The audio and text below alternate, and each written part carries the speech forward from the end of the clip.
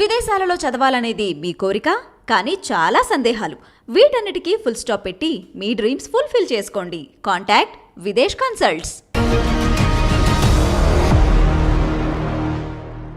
Ravi sir, నమస్కారం sir. నమస్తే కవిత sir, Telangana రాష్ట్ర రాజకీయాలకు సంబంధించి పర్టికులర్గా బీఆర్ఎస్ పార్టీ అసెంబ్లీ ఎన్నికల్లో తన అభ్యర్థుల్ని మార్చలేదు, చాలా తక్కువ స్థానాల్లో మార్చింది. బట్ ఆ రిజల్ట్ ఏంటనేది చూసిన తర్వాత ఈసారి పునరాలోచన జరుగుతోంది, గుణపాఠం నేర్చుకున్నారు అన్నట్టుగా పార్లమెంట్ ఎన్నికల నాటికి సిట్టింగ్ అభ్యర్థులను కూడా మార్చాలి అనే ఆలోచన కేసీఆర్కి ఉంది అనేది సార్.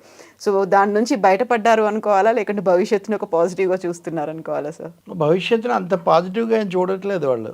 చాలా ఇబ్బందిగానే ఉంటుంది, సవాల్గా ఉంటుంది, దీన్ని ఓవర్కమ్ కావడం ఎట్లా అని అనుకుంటుంది. అందుకే ఇవన్నీ ఆలోచిస్తున్నారు. నిజమే, అయితే తల తిరిగితే కానీ తత్వం బోధపడదని అప్పుడు అందరు చెప్పినా, ఆఖరి కుటుంబ సభ్యులు కూడా చెప్పినా వెంటబడినా, కేటీఆర్ ఇలాంటి వాళ్ళు కూడా కొంత తేడా చెప్పినా కానీ అప్పుడు ముఖ్యమంత్రిగా పార్టీ అధినేత అప్పటికి ఇప్పటికీ కేసీఆర్ దాన్ని ఆలకించలేదు.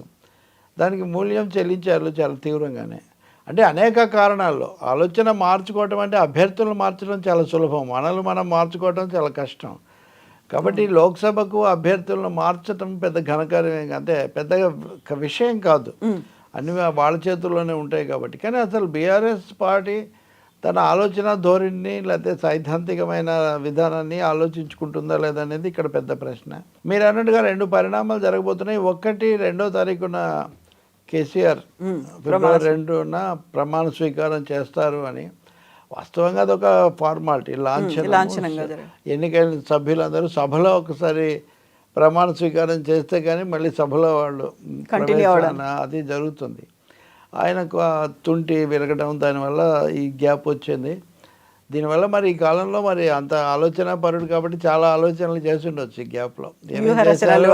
వ్యూహ రచనలు, మేధకు పదును, ఇవన్నీ కూడా పెట్టి ఉండాలి. మరి ఏం చెప్తారో ఇప్పుడు వచ్చిన తర్వాత. ఇప్పుడు కేసీఆర్ రంగంలోకి వస్తే ఇవన్నీ అన్నీ తేలిపోతాయి, ఇవన్నీ పటాపంచలు అయిపోతాయి, ఈ పద్ధతిలో బీఆర్ఎస్ వాళ్ళు చెప్తూ ఉన్నారు కదా.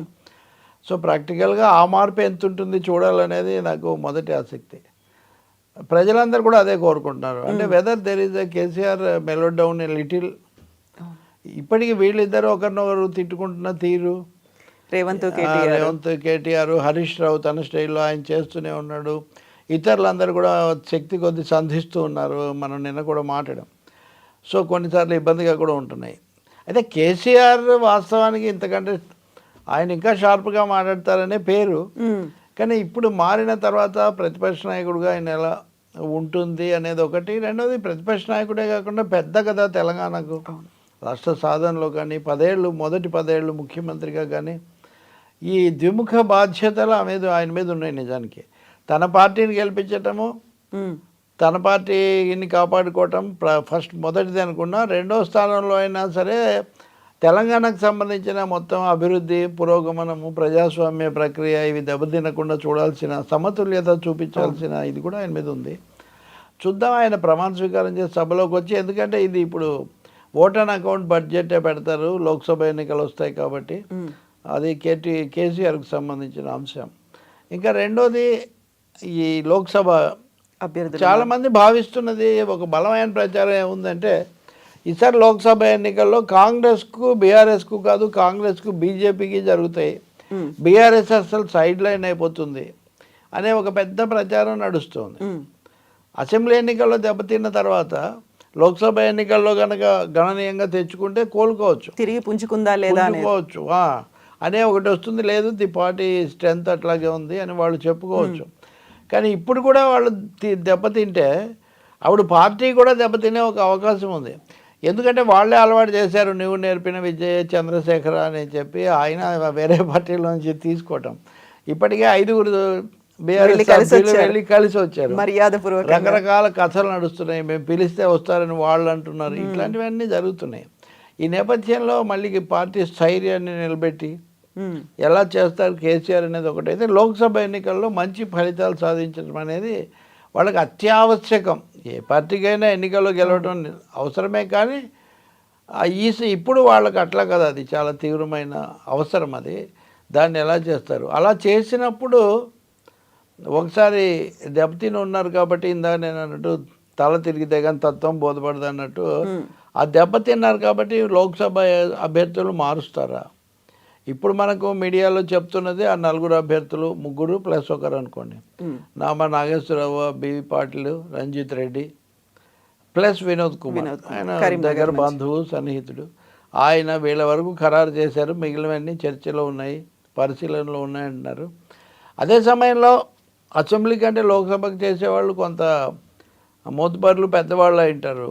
వాళ్ళను అక్కడే అంత ఈజీగా మార్చడం కూడా, అది కూడా ఈ పార్టీ నాయకత్వం ఓడిపోయిన స్థితిలో ఉన్నప్పుడు, అధికారంలో ఉన్నప్పుడు మీరు ఏం చెప్పినా చలామణి అవుతుంది, అందరూ శిరోధార్యం అన్నట్టు వ్యవహరిస్తారు. కానీ మీరు ప్రతిపక్షంలోకి వచ్చి కొంత బలహీనము, కొంత ఎదురు దెబ్బలు తింటున్నప్పుడు డిఫరెంట్గా ఉంటుంది.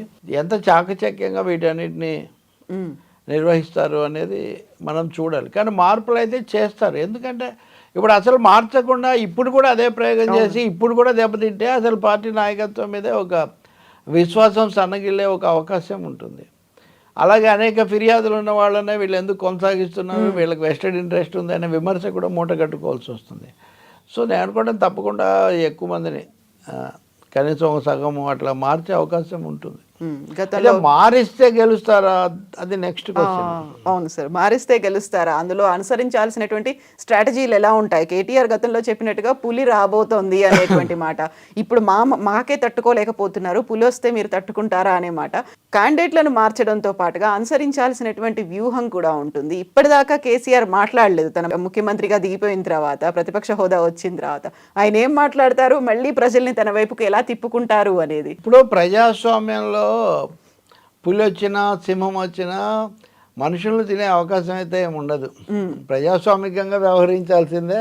ఆ రూల్స్ ఆఫ్ ది గేమ్ అనేవి ముందే ఫిక్స్ అయి ఉంటాయి. కాబట్టి తలకిందులు అయిపోయేటంత రాజకీయ మార్పులు ఏమొస్తాయి? ఇప్పుడు ఇప్పటికే ప్రతిపక్షంలోకి వచ్చారు, కొంత దెబ్బతిన్నారు. కాంగ్రెస్ ముందుకు పోవడానికి ప్రయత్నిస్తుంది. బీఆర్ఎస్ నాయకులు కొంతమంది వాళ్ళని వెళ్ళి కలుసుకుంటున్నారు. బీజేపీ చాలా తీవ్ర స్థాయిలో తెలంగాణ మీద ఫోకస్ పెట్టాలనుకుంటుంది. స్వయంగా అమిత్ షానే ఇక్కడికి వస్తాడని చెప్తున్నారు. బీజేపీ కాంగ్రెస్ మధ్యలో బీఆర్ఎస్ పాత్ర అనేది కొంచెం డోలాయమానంగా, అంత కొంచెం అస్పష్టంగా ఉంది. వాళ్ళ ఫోకస్ ఏమో ఎక్కువగా కాంగ్రెస్ మీద ఉంది, మెన్షన్ ఏమో బీజేపీని మెన్షన్ మటుకు వాళ్ళు చేస్తున్నారు. సో ఈ నేపథ్యంలో మొన్న ఎన్నికల్లో బీఆర్ఎస్ దెబ్బతింటానికి ఒక ముఖ్య కారణం బీజేపీతో వాళ్ళ దోస్తాన. ఆ సమస్య లేని చోట వాళ్ళు గెలిచారు. హైదరాబాద్ లాంటి చోట అక్కడ అచ్చంగా వీళ్ళు మజ్లిస్ మాత్రమే ఉన్న చోట వీళ్ళు గెలుచుకున్నారు కదా. అది కాకుండా బీజేపీ ప్రధాన దీనిగా ఉన్న చోట దెబ్బతిన్నారు, అటు కాంగ్రెస్ దగ్గర ఇటు బీజేపీ దగ్గర. అందుకని బీఆర్ఎస్ రాజకీయ పంథ ఏం తీసుకుంటుంది? ఇద్దరు ఒకటే అది ఇది అని చెప్పి, ఇప్పుడు ఉదాహరణ కేటీఆర్ మొన్న మాట్లాడింది చూస్తే కూడా కాంగ్రెస్ అయిపోయింది, కాంగ్రెస్ కుదరదు, వాళ్ళు వస్తారు వీళ్ళు వస్తారు, ఇంకో కూటమి ఏదో పెడతామని మాట్లాడుతున్నారు. నా ఆలోచన ప్రకారం చెప్పాలంటే వాళ్ళు సర్వం చక్రం తిప్పినప్పుడే వాళ్ళు ఒక కూటమి పెడతామంటే వాళ్ళతో ఎవరు కలిసి రాలేదు. అటువంటిది ఇప్పుడు ఓడిపోయి బలహీనపడి మళ్ళీ తమను తాము నిలదొక్కుకోవడానికి ఎలా రివైవ్ అవ్వాలి చేస్తున్న వాళ్ళను దేశంలో ఇతర రాష్ట్రాలు పెద్దగా పట్టించుకునే అవకాశం ఏమి ఉండదు. ఉదాహరణకు ఎన్టీఆర్ ఎగ్జాంపుల్ తీసుకుంటే ఎన్టీఆర్ అపోజిషన్ యూనిటీకి చాలా గట్టిగా నిలబడేవాడు, అది కూడా సెక్యులర్ పార్టీస్కే. ఆయన నేషనల్ ఫ్రంట్ స్థాపనలో కూడా ముఖ్య పాత్ర వహించాడు. కానీ ఎప్పుడైతే ఎన్నికల్లో లోక్సభలో 2 స్థానాలు మాత్రమే వచ్చాయి తెలుగుదేశం పార్టీకి, తెలుగుదేశం, డిఎంకే, ఏజీపీ ఇవి 3 డిసప్పాయింట్ చేసాయి వీపీ సింగ్ను. వీపీ సింగ్ జనతాదళ్ ఏమో 134 సీట్లు తెచ్చుకుంది. కానీ ఈ 3 పార్టీలకు 2 సీట్లు 1 సీట్ ఇలా వచ్చేసరికి he was force to depend on BJP. So ఇప్పుడు బీఆర్ఎస్ కూడా క్షీణించిన తన బలము వీటన్నిటితో ఎలా నిలబెట్టుకుంటుంది అనేది అది పెద్ద సవాల్ వాస్తవానికి. ఇది కాకుండా స్వయంకృత అపరాధం లాంటి స్వయంకృత సమస్య లాంటి ఇంకొక అంశం కూడా ఉంది. ఇంటర్నల్గా ఉన్నటువంటి సమస్యలు ఉన్నాయి. ఇంటర్నల్గా ఉంది, ఇండియా సమస్య కూడా ఉంది. అవును, మీరు బీఆర్ఎస్ అని పెట్టారు, మధ్యప్రదేశ్కి వెళ్ళారు, మహారాష్ట్రకి వెళ్ళారు, కర్ణాటకకి వెళ్ళారు, ఒరిస్సాకి వెళ్ళారు, వాళ్ళని నియమించారు అధ్యక్షులను. ఇప్పుడు ఆంధ్రప్రదేశ్ బీఆర్ఎస్ అధ్యక్షుడు తోట చంద్రశేఖరే జనసేనలోకి తిరిగి వెళ్ళిపోతారనే వార్తలు వింటున్నాను నేను. నిన్న ఈరోజు కూడా వార్తలు వస్తున్నాయి. అలాగే అక్కడ ఉన్న వాళ్ళు చాలామంది మా భవిష్యత్తు ముడిపెట్టి ఇటు వస్తే ఇప్పుడు మీరు అసలే ఇప్పటివరకు అసలు ఏమి పలకరించట్లేదండి వాళ్ళు ఏం చేయాలని. అసలు బీఆర్ఎస్ అనే పేరే తీసేసి టీఆర్ఎస్ పెడదామని అంటున్నారనే వార్తల లీకులు కూడా వాళ్ళే ఇస్తున్నారు. సో ఈ నేపథ్యంలో ఒక్కసారిగా TRS to BRS to TRS, రాష్ట్రం టు జాతీయం టు మళ్ళీ రాష్ట్రం అన్న ఒక పరిస్థితిలో ఇది పెద్ద సమస్య కదా. ఓటర్లు కూడా బీఆర్ఎస్ గురించి అంచనా వేసుకోవడానికి అవును. అభిప్రాయానికి రావడానికి మీరు జాతీయ రాజకీయాల్లో పాల్గొంటారా, రాష్ట్ర రాజకీయాల దేని మీద ఫోకస్ ఉంటుంది? ఎవరికి చెప్పక్కర్లేదు, వేరే పార్టీలకు మీరు చెప్పక్కర్లేదు, విమర్శకులకు మీరు చెప్పక్కర్లేదు, ఓటర్లకు అయితే మీరు చెప్పాల్సి ఉంటుంది. 2018లో కేసీఆర్ జాతీయ నాయకుడు అవుతాడు, దేశ నేత కేసీఆర్ అనే పేరుతో మీరు రెండోసారి అధికారంలోకి వచ్చారు. అవును. మూడోసారి అలాంటి నినాదం ఇచ్చి కాస్త ఊగిసలాడి చివరిలో సగం అలా మానేశారు. సో ఇప్పుడు ఆ అంశంలో మీరు ఎక్కడ నిలబడి ఉన్నారు, అనేది వాళ్ళు క్లారిటీ వాళ్ళు తెచ్చుకోవాలి. వాళ్ళు కూడా ఇవ్వాలి. ఇది ఇవ్వకుండా అంతకుముందు మాట్లాడినట్టే కాంగ్రెస్ను బీజేపీని రెండింటినీ కలిపి ఓ బుమ్రా ఇది తీవ్రంగా దాడి చేస్తే అంతవరలో ఉపయోగం లేదు. మూడోది, ఒకసారి తిరస్కరించిన ప్రజలు ఒక ఎన్నికలు పూర్తిగా తిరస్కరించలేదు. పూర్తిగా తిరస్కరించినా, ఒక ఓటుతో గెలిచినా, లేదు ఒకరికి మెజారిటీ రాకపోయినా తిరస్కారమే. కాబట్టి అది అయిన తర్వాత ఎందుకు తిరస్కరించారు? అంత తిరస్కరించిన ప్రజలు మళ్ళీ మిమ్మల్ని ఆహ్వానించి ఆదరించాలంటే మీరు అదనంగా ఏం చెప్తున్నారు, మీరేం మారుతున్నారు? అభ్యర్థులను మార్చడమేనా? అభ్యర్థనలు కూడా ఏమైనా మారుతాయా అనే విషయం కూడా వాళ్ళు క్లియర్ చేయాల్సి ఉంది. కానీ నేను గమనిస్తున్నంతలో అలాంటి ధోరణి ఏమీ వాళ్ళ దగ్గర కనపడలేదు. ఆ మార్పు వాళ్ళదో రాలేదు. ఇంకా అంతకుముందు ఫలానాది లేదు అని ఓటర్ మీ నుంచి వెనక్కు మళ్ళిన ఓటరు మళ్ళీ మీ దగ్గరికి రావాలంటే వీళ్ళు పరిశీలించుకుంటున్నారు, ఆత్మవిమర్శ చేసుకున్నారు, కొన్ని విషయాలు సవరించుకుంటున్నారు అనే మెసేజే లేదు.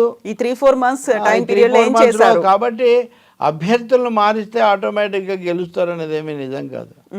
ఒకటేమో ప్రజల విశ్వాసం పొందాలి, తమ పద్ధతులు మార్చుకున్నాము, అప్పటిలాగా మరి ఏకపక్షంగా మేము ఉండబోము, ఎజెండా ఏముంది అనేది చెప్పాలి. మూడోది, బీజేపీ విషయంలో మాకేం అస్పష్టత లేదు, మేము ఎదుర్కొంటాము అనే అంశం చెప్పాలి.